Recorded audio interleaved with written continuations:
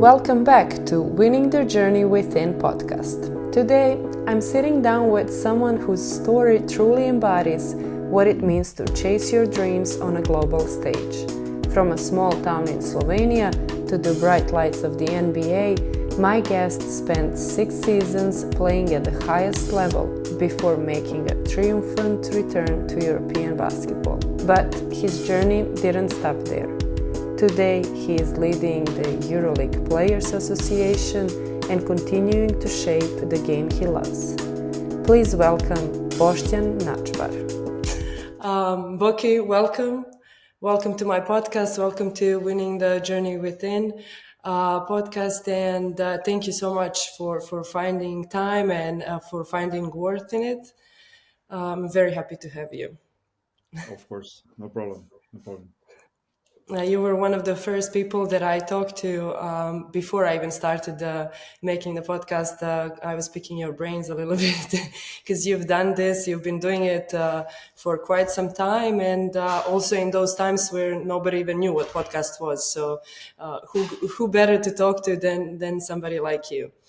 Yeah, it's true. It's true. I started podcast a long time ago. Now I can say was still when I was active player. So back then it was a brand new thing, and I'm kind of happy that I did that at that time. But I'm now back in the podcast scene and doing another podcast with my good friend Rick Bucher, who is an American journalist. So that was always appealing to me to do podcasting. Awesome. And you're doing great in it. I've been researching you. I've been following you. So I'm going to start this conversation by going to your beginnings and how everything started back in Slovenia. I'm always impressed by all of our Balkan stories, and I consider you part of the same culture and background. Can you tell me a little bit about your first introduction to basketball? Yeah, I come from a very small town in the north part of Slovenia called Dravograd. So it's a town that is right on the Austrian border. And as a kid, I played all kinds of sports. I was not just like you have kids today who start playing one sport at 5, 6 years old, and that's it. This early specialization. I played all kinds of sports, and one of them was basketball. My dad played, but not professionally. I mean, at that time, it was not a lot of professional options. So he played in like second division, maybe first division in Slovenia. So I would go with him to basketball courts, mainly outside. When people were playing a lot of 3-on-3 street ball. But that was one part of it. But I also played at other sports, football or soccer, like we say. Obviously, skiing in the winter. Every Slovenian is skiing in the winter. I played tennis at some point. I played volleyball, played handball. So it was a lot of sports. Sometimes even on the same, not just same week, but same day. Go from one practice to the other. And I think that was great because it helped me to develop this early love for the sport. And as I got a little bit older, I started focusing more on basketball and played for my school team first, and then joined a basketball club 1 hour away in Maribor, where my dad would take me 3-4 times a week. And those were the beginnings, basically. Trying to always find a competitive team where I could improve and I could have challenges, and that's what I did early on. Like when I would reach some level, I looked for something higher, and then when I reached that level, I looked for something new. And I think that was very important to continue to improve because I love to play. I was constantly with the ball in my hand, and I think my parents saw that it's worth giving me an opportunity to continue to develop. So those were my beginnings early on, until I was basically 14, 15 years old. That was the progress. Yeah, and what I love about what you just said is the sacrifice that your parent took, your father took, taking you 1 hour away for practices and all of that. How do you feel now that you look back for these situations? I mean, I'm of course very, very grateful because in the small town that I grew up, there was no basketball club. So once I played for my school team, and the school team obviously had its limits. It was not a lot of kids and not a lot of competition. I needed to find a different challenge, and that's what we did. Like we would drive 1 hour, in one direction and 1 hour back at night at 9 or 10 in the evening during the school week to be able to play. So of course I'm very grateful for this, for their sacrifice. But at the same time, I have to say that it was never any burden or anything for me that I didn't like. I mean, it was all probably the opposite. I was ready to go and I was ready to play, and was very happy to have these opportunities to continue playing, to continue improving. It was never a burden, or was never felt that I was pushed to do this, which I think is super important for the kids. Exactly, exactly, and we'll get there too. But continuing from there, you played in a few good teams in Slovenia. You had early chance to play EuroLeague. How did that feel? How was there that transmission from Yeah. being from a small town and going to play EuroLeague at very early age? Yeah, I said this many times that I think that was an ideal time to live and play basketball in Slovenia, because we had a strong domestic league for that time. Only two foreign players were allowed to play, so a lot of home players played. A lot of young players had to play because there was not a lot of choice. So when you turned 15, 16, 17, you most likely already played the professional level league, right? Even as a young kid. And that's what happened to not just to me, but to a lot of our players of our generation. I think that's one of the reasons why Slovenia had such a great generation of players born between 77, 78 until 82, 83, 84. Because that's one of the reasons that we got the chance to play and to basically live like professionals very early on. Um, and yeah, I moved from Maribor to Olympia for 1 year. Played with Olympia Ljubljana. That's where I first got the opportunity to play EuroLeague. Of course, very little opportunity, but still I was on a EuroLeague team. Olympia Ljubljana at that time was one of the strongest teams in Europe. Went to the Final Four the year before I joined Olympia, so that tells you how strong basketball was in Slovenia at that time. And then after a year, I turned back to Maribor because I wanted to play more and I needed to play more. And then the year after, I went to Laško, which is another basketball team in Slovenia. But at that time, they were also in EuroLeague. So Slovenia had two EuroLeague teams. At some point, a third team, which is Novo Mesto Krka, which is unimaginable today, right? I mean, it's unimaginable to have two or three EuroLeague teams. But that tells you about the strength of Slovenian basketball in that era. And I was lucky enough to get opportunities, especially in Laško. I played 20, 25 minutes a game as a 19-year-old kid. And that was my part of Slovenian basketball. After that, I moved to Italy, and my career continued abroad. Yeah, that sounds pretty amazing.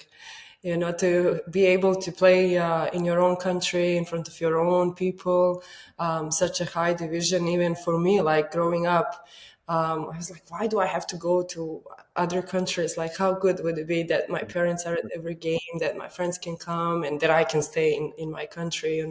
So that's definitely a dream, and I'm glad you were able to live it. Yeah, and Um, it's a big plus for players. I don't think they realize, for players in Italy or Spain, in Greece or Germany, how great it is to play at home. I'm sure sometimes they want to go abroad, and I think going abroad it's an amazing experience, and I think it helps you grow as a person and as a human being. But later on in my career, when I was close to retiring, I thought many times about how cool would it be to return back, like many other players do. They have a career in EuroLeague or in NBA, and then they come back to play for the last 1-2 years. In Slovenia, unfortunately, we didn't have that luxury because the EuroLeague team, or the club being in EuroLeague, just wasn't there anymore by the time I was getting older. Yeah, I find that we have similar dreams already. Yeah. But at 19, you left, you went to Italy. How was that for you? Honestly, it was probably the best, or one of the best decisions I made in life. Of course, with the support of my parents and the very, let's say, receptive people in Benetton Treviso, which was at that time one of the best clubs in Europe, and Maurizio Gherardini, who was the GM there, recognized I'd say the talent or the upside that I had as a player, and invited me to come to play in Benetton. My first year there was not great, even though I played. I was still a very young kid, so I needed to learn and develop and improve. But my second year in Benetton was where I not just played but became a starter from the beginning of the season, and that was just an incredible, because maybe a year or two ago I was watching that team play on TV and imagine how it would be to play in Benetton, and two years later or 3 years later, whatever, like I was a starter for that team. So it happened really fast, to be honest. Now that I look back at it, it was like almost you would blink and you would go from junior team in Slovenia to play in Benetton. So that happened fast. I developed fast, I assume, as a player, because in when you're playing for a big team, you have to deliver. You can't just be there and look great. You have to also deliver, as you know, as a foreign player in foreign teams.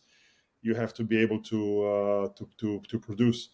And I did that. I justified the fact that I was given this opportunity, and we won Italian championship. We went to the EuroLeague Final Four.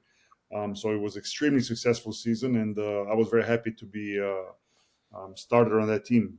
Playing 25 minutes as a 21-year-old kid at that time. Yeah, awesome.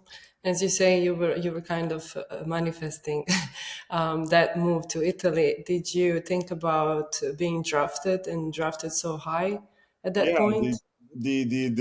it was always the dream, obviously, since I was a little kid in Dravograd. Like, I watched NBA at 3, 4 in the morning when everybody else was sleeping. So for me, it was always a dream to do that. But how realistic it was, I don't know. I mean, if you asked me back then, I would say yes, I will play. But you're a kid, so you're of course dreaming about it, and you think everything is possible. But I think the reality of me going to play in the NBA probably came just around the age of 19, 20 when I moved to Italy. At that time, there was a lot of already some buzz around it that I could possibly be drafted late first round, maybe second round. But then after my second season in Italy in Benetton, where we had amazing success and I had a really big role on a very, very good team, it became obvious that I will be a first round pick, probably somewhere in the middle of the first round. And at that time, the question only was not so much if I will go, but when I will go to the NBA. So Yeah. Can you tell me how that felt?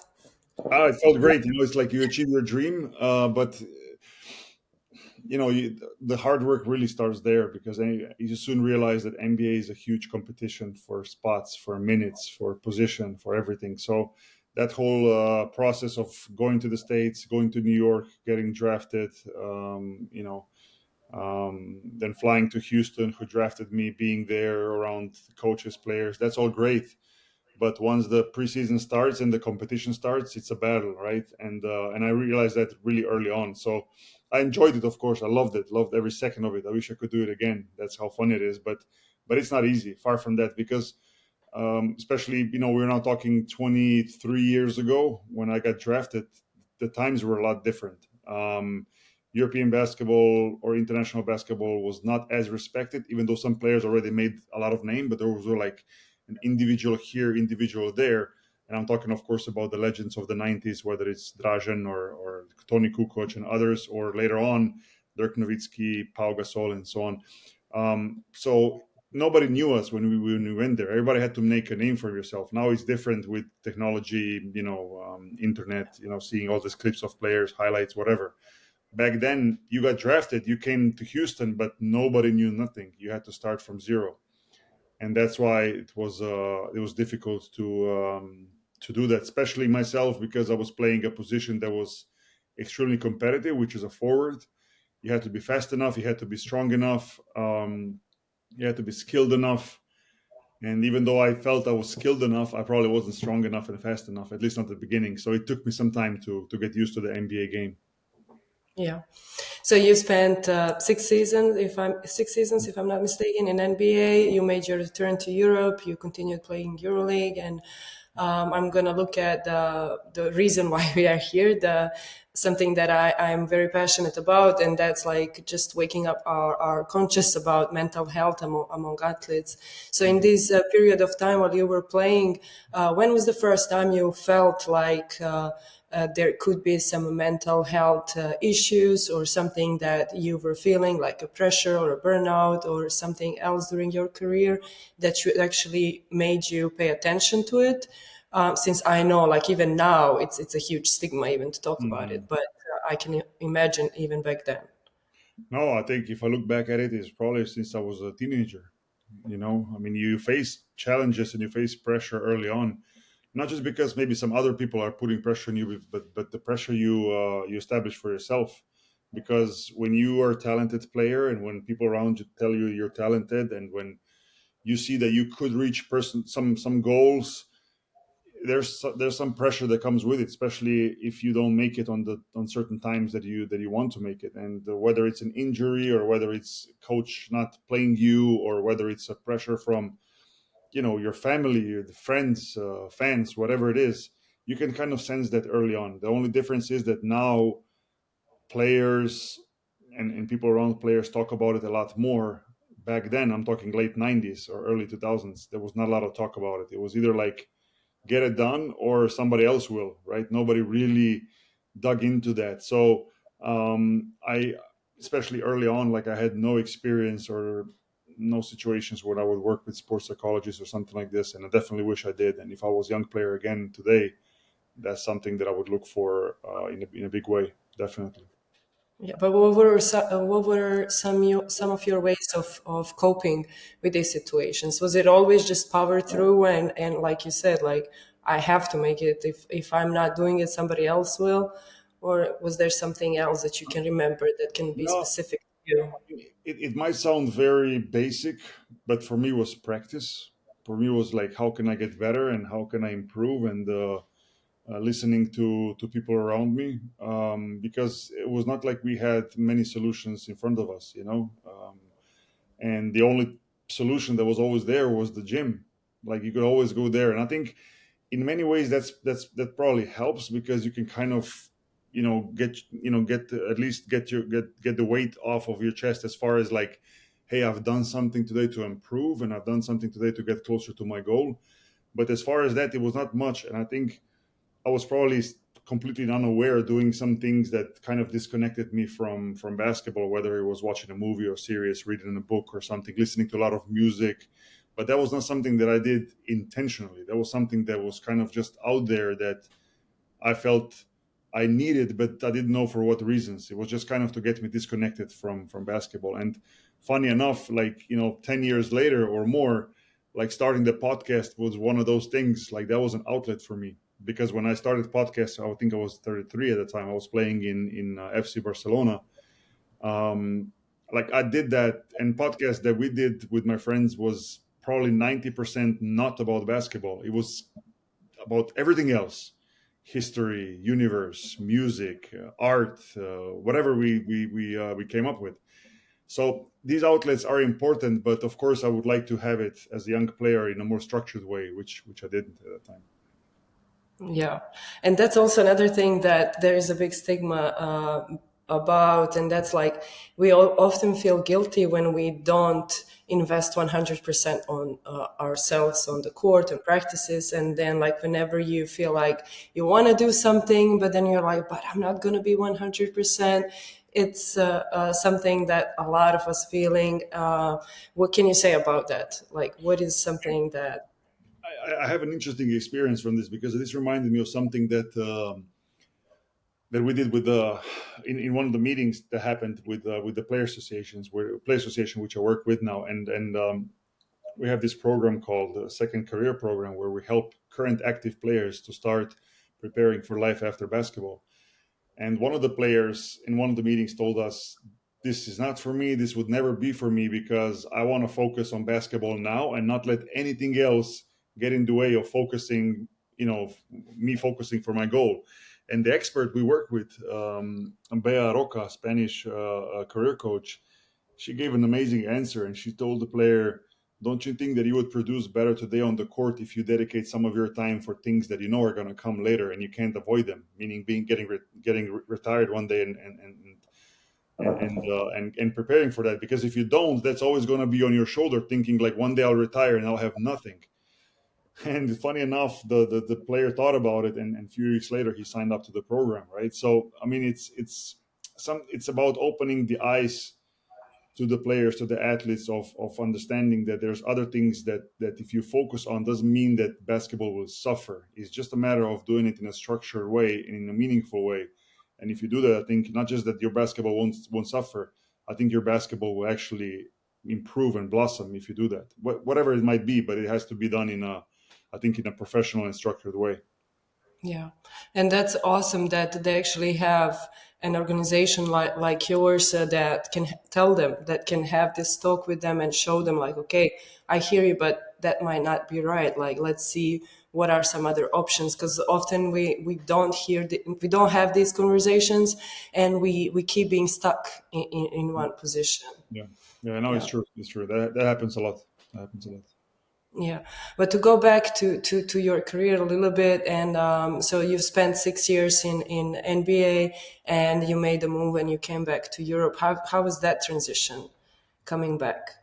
It was not as difficult because I'm European. I played in Europe before. I knew the basketball and the league and all that. I think the biggest maybe change was that, playing in the NBA and playing in all those arenas and in front of the fans in the NBA, and the style of play is different. So it just maybe took me a month or so, or 2 months, to kind of get acclimated back. But it wasn't too big of a problem. I still had a dream to go back to the NBA once my contract in Europe would expire, and I had a couple of opportunities to do that. I just never decided to make the step to go back to the NBA then, because as an athlete, you always look for optimal opportunities to obviously play at the highest level, but to also earn as much as you can and to be in a position where you can be successful. So for me, it was not worth making a step back to the NBA and being on a team where I would not be playing, one of the leading roles, which I did in Europe. So it made more sense to stay.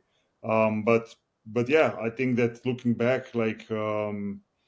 I really was lucky in a sense that I played in some amazing countries, in some amazing cities, and met some of the incredible people along the way. I think if I stayed in one city and one club my whole career, which is also fantastic if players do that, I don't think I would be the person that I am today, because living from places like Italy, USA, Russia, Turkey, Germany, Spain, obviously Slovenia, and then traveling everywhere, it just opened my eyes a lot as a person. And what is something that you brought from NBA, or that NBA gave you in your life, that you would, share with us Europeans, or with those guys that may want to go and that may have some expectations of going there? I mean, the one thing I learned in the NBA is that it's easy. It's difficult to make it to the NBA. There's only 60 players that get drafted every year, and maybe some free agent that get signed, and a lot of second round picks don't sign contracts. So it's very difficult to get through that door to get into the NBA. But I found out when I was there that it's actually even more difficult to stay in the NBA, and I think that's something that you learn as a player, that it's a it's a daily grind, no matter how luxurious it looks from the outside. And the minute you stop working on your skills, whether they're physical or whether they're mental, you will fall off because somebody else will take your spot. So I think that's one thing that I learned by playing at the highest level. But if I go a little bit broader, like one thing that I learned is, and I don't want to get too political now, is the power that players have in the NBA as a collective. And you as a player, you know that's in some areas of European basketball missing in a big way, and that's something that opened my eyes in the USA. So when I came back, especially once I was getting close to retiring, it's what I dedicated my time to help players of current generation have more than what we did when it comes to rights and working conditions and standards and so on and so on. Oh, I love that. I love that. And I can see how you combined all the experiences and knowledge and skills and what you've seen and the network that you've Yeah. made to do what you're doing today. But before we go to that point, like, let's talk about that moment, the transitioning. Obviously, like you said, like when you were playing in Barcelona, you started doing the podcast, you already started thinking what it is that I want to be doing probably. Can you tell me how this transition for you? happened? Yeah, I always was a very curious person. I always had many interests, not just basketball, which was the focal point and the main point, but I always was very curious about what's going on in the world, and how can I expand my knowledge about who I am and where do I live, and people around me, and countries and cultures and religions, and so on. And that's what led to first, saying, okay, I might do something in the media. And I was always, as a young kid, I thought I was going to be a journalist at some point. It was kind of like my dream, apart from basketball. So podcasting was a thing that started in that era, and I jumped into it, and I really enjoyed it. But I soon realized that it might not be enough to satisfy my appetite, especially for sports or for basketball, which was still there.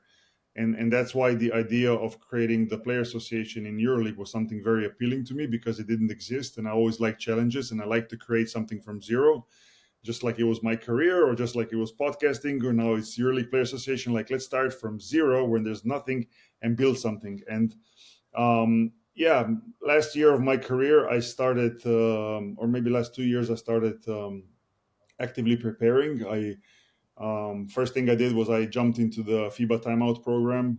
So I did that.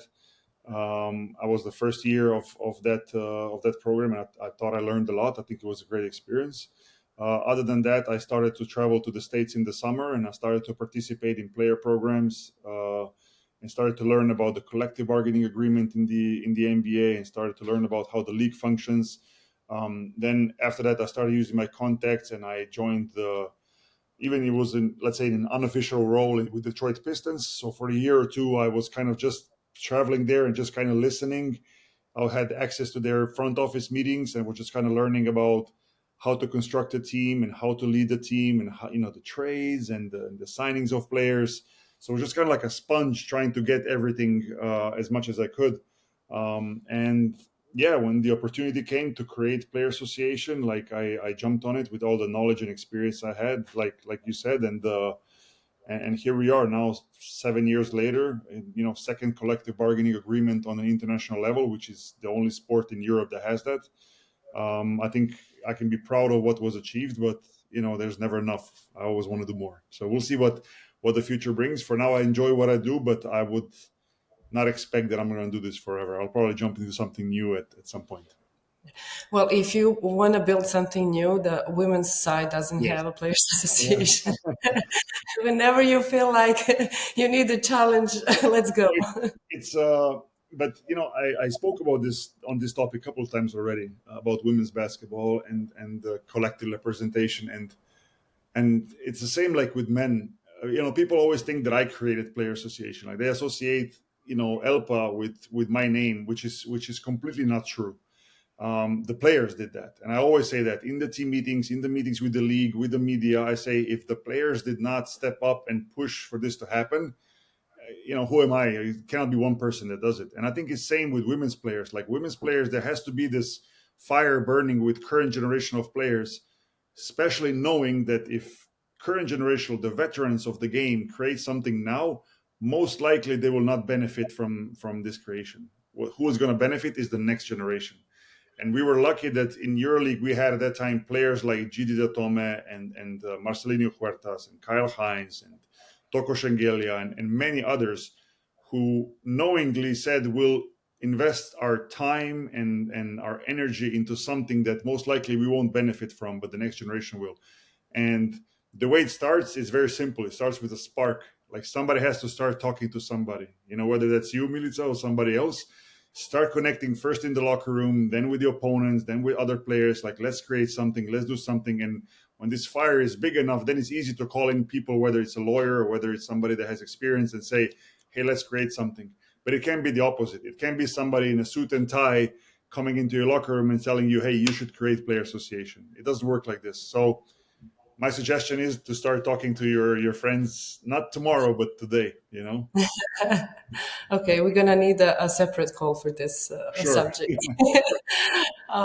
What I also know about EuroLeague Players Association, and what is one of the most amazing things that you've done is this mental health part of it. You have a great psychologist. I know about one. I pretty sure you probably have a group of people that work there. How have you come up with it?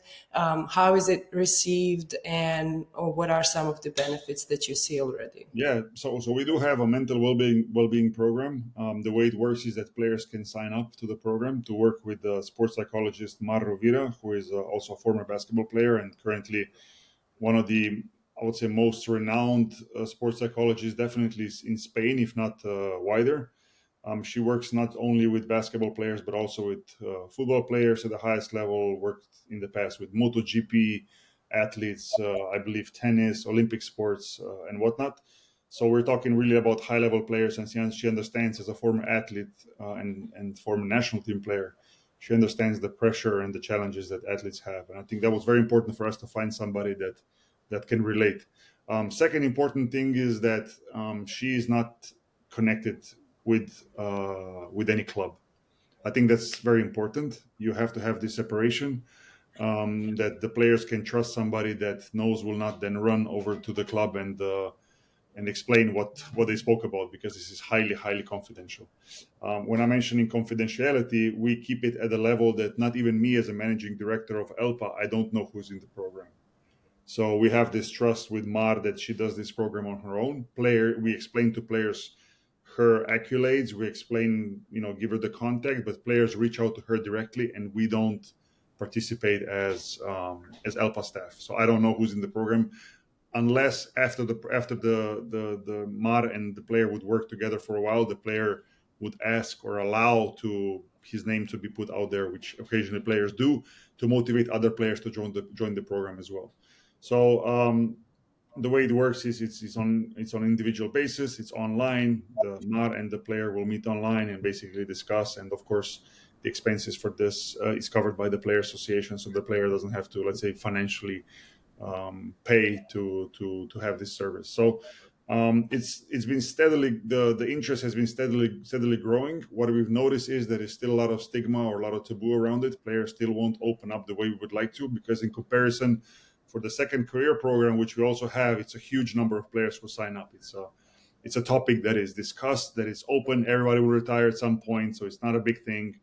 Whereas talking to a sports psychologist or a professional in that field, for many players, still probably feels like they are basically, if they do that, they're weak, or they're not going to be received well by whoever. So I think it's still work in progress. That not just us, but I think sports in general has to do. Yeah, that's why we are here. to Exactly. show that it's possible. And I'm super happy about so many athletes that I've talked to for my podcast, and those that are going to come to the podcast, that are so open and they are like telling their stories. And I'm super proud of men that come out and they are like, okay, I've cried, I've felt this, I felt that, I'm super proud that they are able to open up and show this vulnerability, when the world doesn't really allow you to be vulnerable. Yeah. No, for sure. So I have huge respect for players who have done that. I mean, not just with ELPA, and some of them did with ELPA or with our specialists, but with their own individual specialists, where they not just engage in these programs and talk to professionals, but they also talk about it publicly, just to inform other players and to motivate other players to do the same. So really big respect for those athletes who do that. And I think in that sense, the sports in the USA still has is a couple of steps ahead. I see that here this is a normal topic, whereas in Europe, especially still in some countries, it's still a taboo, or whether it's coaches, whether it's media, whether it's even family or friends, don't want to see a player engage in that, because I think that player is too weak, or that he's not man enough to play if they do a thing like a mental well-being a program or something similar. So hopefully that continues to improve, especially nowadays, where with social media and with even bigger fans that you have around the globe for the game of basketball, the pressure is higher than ever. right? So it's even more important to do that. Definitely. And to go back a little bit in time again and to talk a little bit about your time in Slovenian national team. For us all, that's like the best time you spend playing for your country. Sometimes it goes successfully, sometimes not, but like just, hearing the national anthem, playing in front of your people, it's always an amazing feeling. And how was it in those years that you've spent in national team? You've played with some of best Slovenian players that ever came out of Slovenia. So how was that, and how was your feeling from national team? No, it was very special, especially because I started to play with, first of all, the young national team, the under 20 national team, just at the end of the 90s. And you know how, let's say, difficult the 90s were for ex-Yugoslavian countries. So to play there and to, in year 2000, win the European Championship with under 20 with my team was so special because it was the first time that any team sport won a medal for Slovenia. So to do that, it was incredible. And then joining senior national team a couple of year or two later, and then playing all up until 2013 was amazing every time. And I think we had a lot of success because we kind of brought Slovenia for basically an unknown country or to independent country in the 90s that didn't make any results to kind of bring it into quarterfinals and bring it to top four. We finished fourth in 2009 championship. In the meantime, we twice qualified for World Championship, which Slovenia didn't do before. So we were always so close to winning a medal until then later in 2017 in Istanbul, Slovenia, the next generation, did win the gold medal for at Eurobasket. So it was like a nice progression from like 91 until basically 2017. It's a big span, but you could kind of see that the curve of Slovenian basketball kept going up, and I'm super proud to be part of that story of making Slovenian national team basketball what it is today, which is ranked among top 10 in the world constantly, or at least around that 10th position, which is amazing if you think about all the powerful countries that we have when it comes to basketball. Yeah, definitely. And what do you think is the most important, or what are a few most important things that national team or federation has to be doing in order to, like, say what Slovenia has, or to just like keep on building and keep on having players coming out of all generations? Yeah, it starts at the beginning. Like first of all, creating really good structure and really good professionals in basketball clubs that work with young players. And I'm talking about really young players, kids who maybe don't play just basketball but play other sports, but develop their skills, develop their love for the game. That's where it all starts. And I know it's a different time now. Young players like to leave early, whether especially in Slovenia, young players 15, 16, 17-year-olds, they either go to Spain or go to Italy or go even Serbia or go play in NCAA now, which is what it is. But until that point, you have to do everything you can to help players develop, because these players at some point, at least some of them, will return back to play for national team. And we can't, as a Slovenian basketball, we can't like just give up our hands and say, well, the world now has changed. Young players are leaving, so our role here is not as big as before. Slovenia needs professionals. Slovenia needs professionally organized clubs, and it needs a strong domestic league, which I think has fallen off recently, and that needs to get improved in a big way. We're a small country, so we realize we're not going to have super talented player every year. But with the players that we have, they have to continue to have opportunity, especially at the young age, to develop properly until they leave and chase their dreams abroad. Because, like as I said, at some point they will return. Yeah, it's the same in my country. That's why I've asked. I'm collecting Exactly. insights. It's very similar for sure. Yeah. Yeah, and to talk a little bit about your support system during your career. You've mentioned your parents at the beginning, and later on you created your own family. I assume they were with you for those years that you were playing, and later on, obviously. Can you tell me a little bit about that dynamic as a professional athlete? Yeah, I met my wife when I was still 16, 17-year-old kid before I had any kind of professional basketball life. So and we've been together since, and she's been with me every step of the way, and like the career and the life of an athlete has a lot of ups and downs, and there are great seasons and there are bad seasons, and there are good situations and bad situations, and a lot of pressure that you carry from the court to back home, which it's easy to say you shouldn't, but you do. Disappointments, it's highs and lows. But that support system is I think crucial. It's super important, and yeah, I along the way of being a professional basketball player, I got two daughters that were born. One when I was playing in Russia, and the other one when I was playing in Germany, and they both basically grew up in Spain because that's where I ended my career and that's where we live. But that support was huge, to have that, and of course, alongside that, the friends that you don't see a lot but you keep in touch and you talk to, and yeah, I'm no different than many other athletes. Like a lot of my friends come from basketball, so talking to them, and when they go through some bad things, giving them advice, and when you go through some bad things, they call you up and they cheer you up. Like all this is very important. It's very so spontaneous, but I think it's an important part of you feeling that it's not just you, but it's a bigger group of people that want success for you. And um, I've always been thankful for these people who have given me their time and their energy to see me succeed. That's for sure. That's awesome. And I'm asking this because now you are being connected to women's basketball too, A lot. through your, through your daughter. So how did do they both play, or is it just they both do?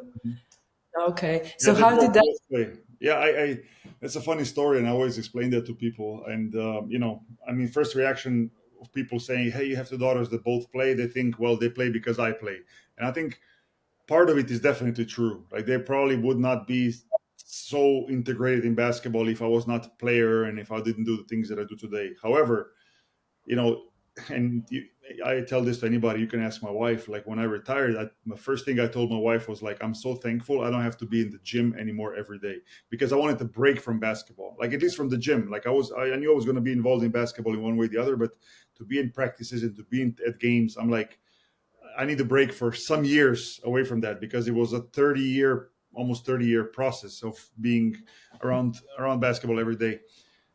And at that time, my oldest daughter and my youngest as well, they played different sports, and whether it was soccer or karate or dancing or whatever. And just when I retired, the oldest daughter said, "Dad, I want to try basketball," and I was like, "Oh man, like you can't do that to me." So, and I told her, I said, "If you try basketball, then this is a dedication. You got to do it for one school year." And she never looked back. It's since then she's been, and I'm not exaggerating, completely in love with basketball. People who know me tell me that, who know both of us, say that Tara, the oldest one, has been that I love basketball and I was obsessed with basketball, but they say that what Tara has is like 10 times or 100 times bigger when it comes to that. So it's good, but it's also bad because you don't want that obsession to become a burden. And I'm trying to navigate that and teach them that part. And with Ida, with the youngest, of course, you see the older sister, you want to do the same, and you want to do not just the same, but better. And they're both very, very talented. Tara now moved to the States. She plays at the academy here in Ohio and is doing really well. And I'm super proud because she got a couple of D1 offers already just a couple of days ago from Kentucky. So we are super proud of her.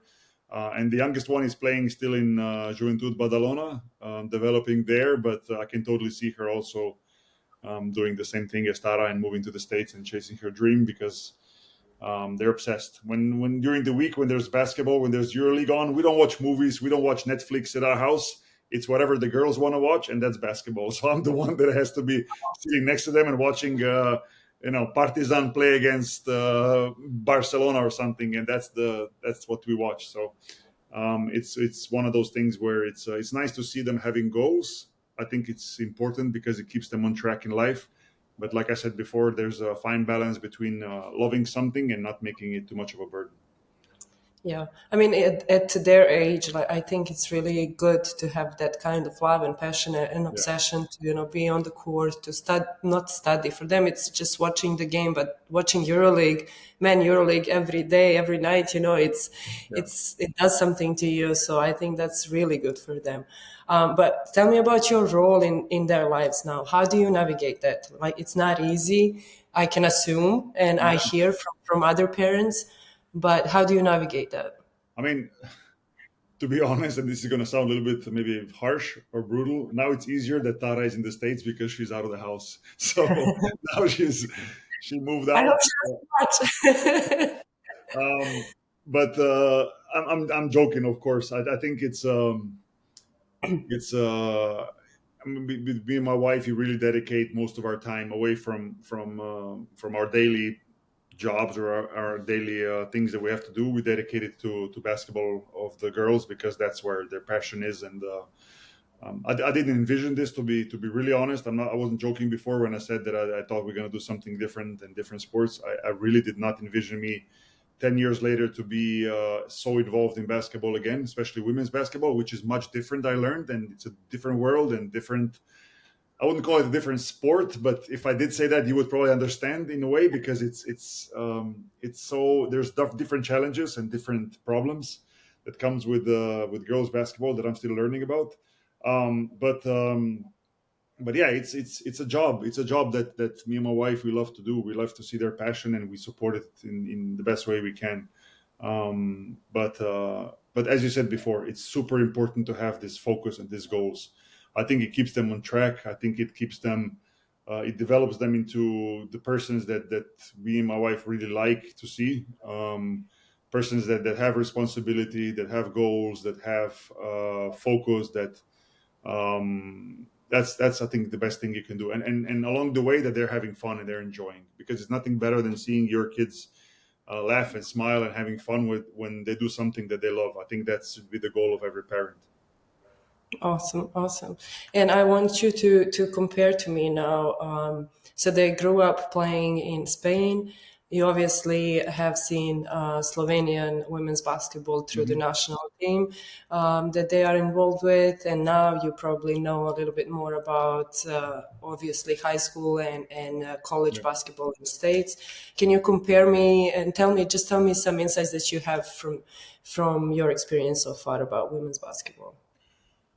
I was surprised to see how extremely competitive it is. Not that I didn't expect it, but it's much more competitive than I knew. I think a friend of mine from Slovenia, she's a former national team player who's a coach now at my basketball camp, Mojca Markovic. She told me like girls can withstand a lot more than you would think. She told me that years ago, and I was like, yeah, whatever.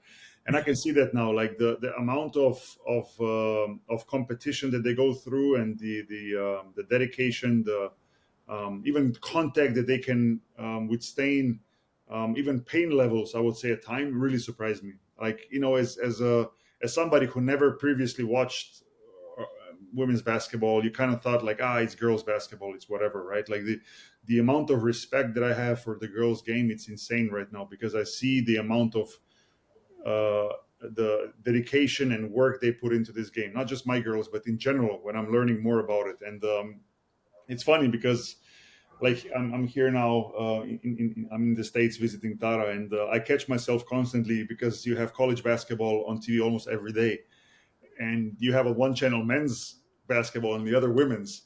And I catch myself constantly switching back to the women's and not even checking the score in the men's basketball. Like that's how obsessive it became for me. And just to compare different environments, I think one thing is the same. Like the competition is really insane, whether it's in Europe or here. I think women's basketball, even though I follow it only recently, I think it grew tremendously in the last 10 years or so. I mean, the high level of skill that you see with female players, to me, it's incredible. I think people who don't fully follow it or understand it don't really realize the skill that many players have at different levels. I don't think that was there maybe 20 or 30 years ago. I think now it's incredible. I'm not just talking about like WNBA stars or whatever.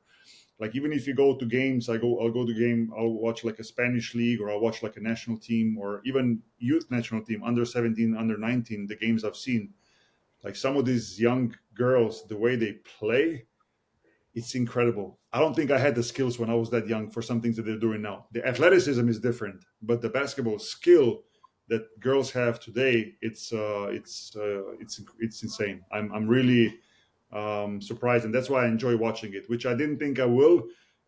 I'm talking 10, 20 years ago. I never followed women's basketball. Now I truly enjoy watching just a random game on TV because I love the skill that the players have. That's so beautiful. Thank you so much. The people, I think the people who don't dedicate time, like I dedicated time to women's basketball because of my personal reasons. Otherwise, I probably wouldn't watch it as much. Maybe because Caitlin Clark and this and that, you would check in a little bit. But I really watch it now, and I watch it a ton, different levels, whether it's WNBA, college basketball, Spanish league, national team, and I wish more people would do that, or will have the opportunity to do that. And I hope, especially in Europe, that women's basketball will improve commercially to a point where it's going to become more appealing to people. It's still not there, like realistically, we know. But it has to catch up because it really offers a lot. And one very important aspect that I think it changed also the way my girls look at basketball is that unlike previous generation of basketball players, and I spoke to some older former women basketball players, their idols were just like ours: Michael Jordan, Magic Johnson, I don't know, whoever you want to call it, Kobe Bryant, and so on. Today's generation, their idols are women basketball players. And I think that's huge because you relate better to somebody that is closer to what you do physically, athletically, and so on, than to have an unrealistic dream of like, my idol is Michael Jordan. But to have somebody that is your idol that plays, I wouldn't say similarly, but you can copy some of the things from, that's super important. And I think that's what's helping current generation of women's basketball player to improve a lot, because they can copy some of the things that are realistically to do, And Yeah. one thing that we almost don't talk about at home is dunking the basketball. Like dunking became something that we don't even mention anymore, because it's not, for us, it was to dunk the ball was like the main thing. Like you had to dunk. Right now, it's like more about, dribbling the ball right, like having your hands up, like passing well, obviously having great shooting technique, the basics. And that's why I enjoy women's basketball, because it's so much more about basics. It's less about athleticism, but a lot about basics. And I was always in favor of basics over athleticism. Yeah, it kind of has to be, and I'm glad that we found a way to improve those skills, and I think the social media and this availability of seeing what other players are doing, like in states here and there, like you can compare them. The coaches become obsessed too, and they're like, okay, I'm going to teach them these moves, and now you have a different kind of practices, whereas when I was growing up, it was just like 6 hour practice, and just Exactly. going. Exactly. I Yeah. think the just the perception of how to improve, I think that also changed a lot recently, maybe in the last 5-10 years, also with the help of social media and whatnot. But I think the training nowadays, also in women's basketball, and you know this of course better than me, it's probably more dedicated towards improving and not just wasting time of like, hey, let's practice for 3 hours just because we have to practice for 3 hours. I've always been and my coaches who coach me know that I always hated wasting time. For me, it was like having a practice that you don't improve was like the most boring thing ever.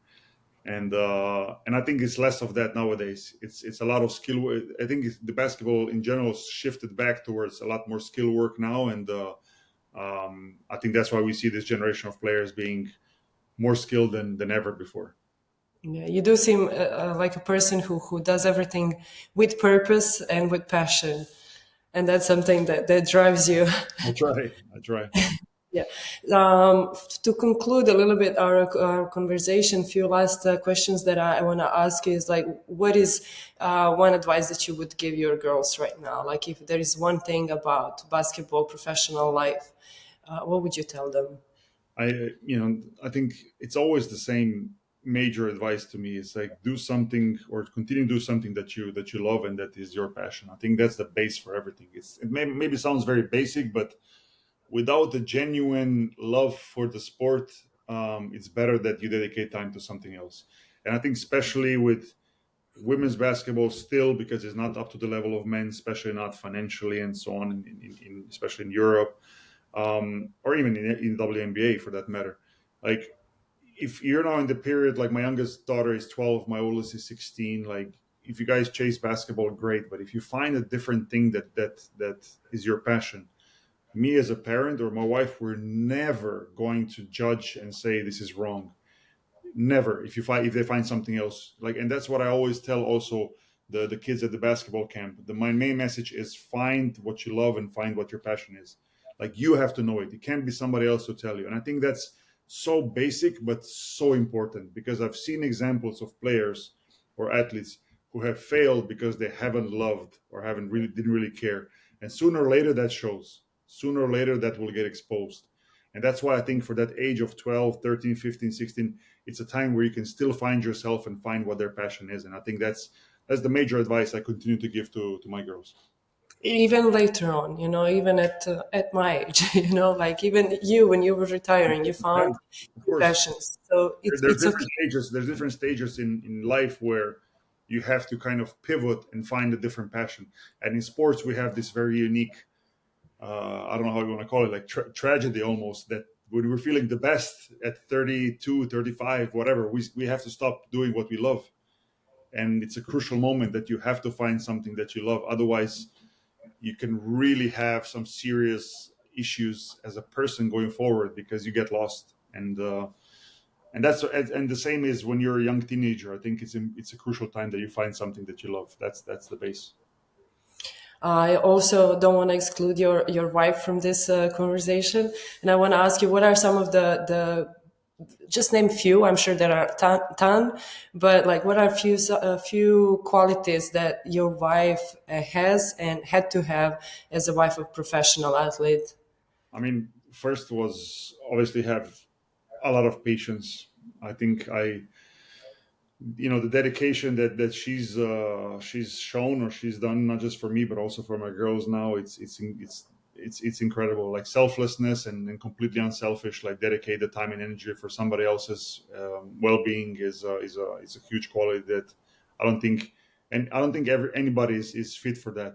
The other thing is, the constant support and positivity, looking things from the angle that maybe I can't.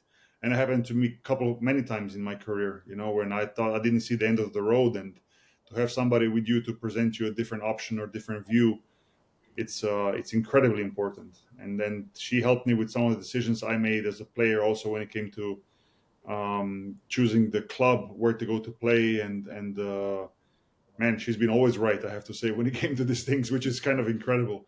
So, and whenever I chose it was probably a wrong decision or wasn't the best one. So I think, um, probably in the case of a lot of professional athletes, like, we're not different in that sense that she gave up her career in order to support mine. Even though she was a extremely successful student, and in her area she had some opportunities to build up an incredible career, but moving around, it was impossible for her to do that. So to give that up and to fully support me and now to support my girls, it's something that is very valuable. And we're myself and my two girls, we're super thankful that she's been the mom and the wife that she is. Awesome, beautiful. And I want to ask you to conclude, actually, what does winning the journey within mean for you? That saying. um to set not, I wouldn't say to satisfy, but to look back and to be able to say that you've done everything you could to satisfy your dreams. One thing that I was always had a fear when I was playing is that I would one day look back and say that I haven't done everything that I could, or that I didn't dedicate it 100%. But I can say that I did. Sometimes I made right decisions, sometimes I made wrong ones, sometimes I made a shot, sometimes I missed. But I know that I always did things to the best of my ability, and I think it's a super strong message. I think you can consider yourself of winning the journey within if you've done everything possible, no matter the result, because at the end it's about reaching your maximum. The results follow after that. Awesome. I love that. And I absolutely love this conversation. I think there are so many beautiful things that you said, so much value in everything that you've shared with me and with the viewers. So I want to thank you. I want to thank you for everything that you are doing for basketball, with your all the jobs that you have, and some of the things that you are doing we haven't even mentioned. But I am extremely happy that you agreed to talk to me, and I'm always happy to see what you're doing, because you can see that there is a big passion, like you say, and love for basketball and for the good of basketball and those that play. So thank you for all of that, and good luck with everything else, and good luck with some new challenges that you're going to find. Thank you, and likewise, and good luck in your career. So thanks for having me. Anytime.